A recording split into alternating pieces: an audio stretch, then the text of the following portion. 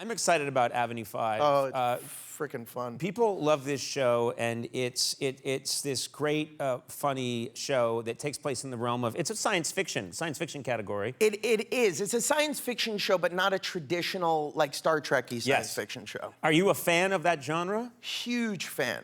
So anybody who knows me knows that I'm really into Star Trek, but also Star Wars. So that's both. Right. It's just both. So I got invited. Afraid to pick sides. Yeah, I really am. I like Catholicism and Judaism. And I'm agnostic at the same time. So one day I get this phone call, which is like the phone call you dream of. And I get a phone call from my friend Daisy Ridley, and she goes, so I'm on the set of Star Wars, and I would love to have you come visit. And I was shooting in London, and I was like, oh my God, yes. And I kept prolonging because I had to shoot that day, and all sorts of stuff came up. And finally, on the last day that they were shooting, I said, can I come? And she goes, well, Josh, she's British, so this is my impression of Daisy. She goes, well, Josh, it's a closed set, so I'm not sure if you can come today. And I said, okay, well, that sucks. But she goes, let me talk to JJ. JJ's J.J. Abrams. J.J. Abrams, of course. I'm not on like a nickname basis, that's his name. Yeah. So she goes, let me speak to JJ.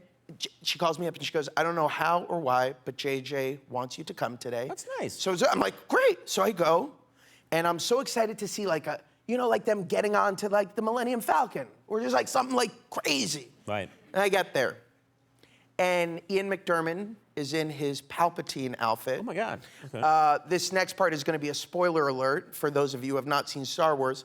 So I'm there, and the first dialogue that comes out of his mouth is, "You are my granddaughter." While you're there? While I'm there. I was f***ing pissed. Yeah. That's a huge moment, and you're anticipating seeing the film. And most times when people come to the set, they're watching like, oh, this is the scene where Han Solo takes a bite of a sandwich, and they get 15 shots of it. Try it again. Okay, now let's take it from this angle, and you see that. And that's like, hey, come to the set, come to my set. I'm M. Night Shyamalan, come to my set. Oh, guess what? This is Bruce Willis. Hey, I'm Bruce Willis. I'm just gonna shoot my scene. I'm a ghost. Like, I don't remember that ever being a line in the movie. But it's like, why would that? They cut that. Get this, I'm a ghost.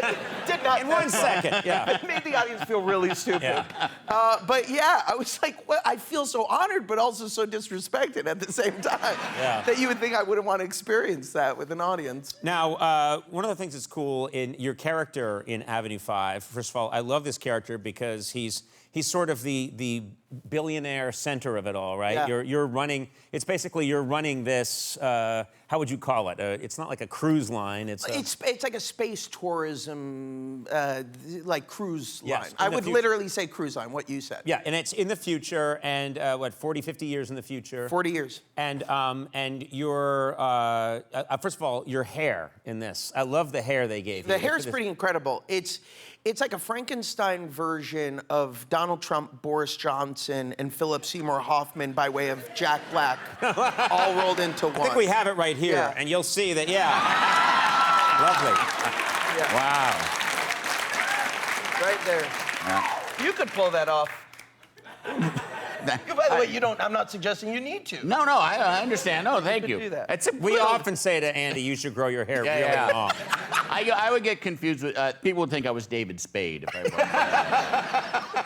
If you were a magician in outer space, So, yeah, he's got a crazy... Didn't you used to have, when you were younger, you went through a blonde phase, did you? I did. I went through... we're going to show this, aren't we? And I'm going to be very sad. He doesn't tee stuff up without showing it, I did. I went through a phase where I was questioning myself as a human being, and I decided to change my look completely. For context, Eminem was really popular at the time that I did this. Let's take a look. I'm just curious. Let's take a look. We'll see. You look good. Also, I'm sensing Billy Idol. A little Billy Idol, too. It's like Vincent D'Onofrio, too, There's a lot going on there. All right, we have a clip here from... What just happened? I don't know. There's...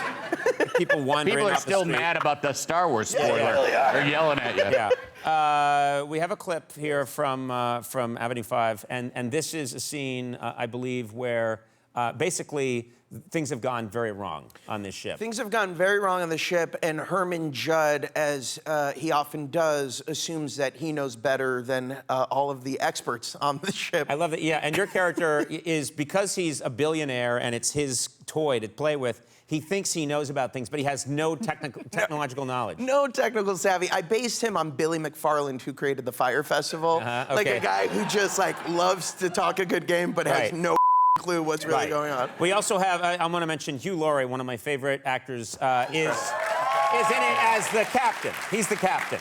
Hugh Laurie is unbelievable as the captain, and there's a lot of reveals along the way that I don't want to spoil for the audience. And, and the cast is incredible. Zach Woods, Susie Nagamura, Rebecca Front, list goes on, and yeah, it's pretty special. Let's take a look at this clip from Avenue 5. This may be the worst disaster since Google folded. They'll figure this out. You know, they turned the moon into a massive jail. They patented the liquid glove. How hard could it be to reset a course? 0.21 degrees. That's like, what, less than half a right angle. How can that make us 3 years late? Billy? Okay, so we were going this way, and now we're going this way. You see how my hands are moving far apart? And it's further in reality, obviously. Obviously, that's obvious, right? See? No, that's wrong. That's not right. It is right. Is it right? Yeah. No, it would be a straight line. No. No. What? Yes. Okay, who's the engineer here? Who's the genius? No confidence in any of you, really, frankly. No confidence whatsoever.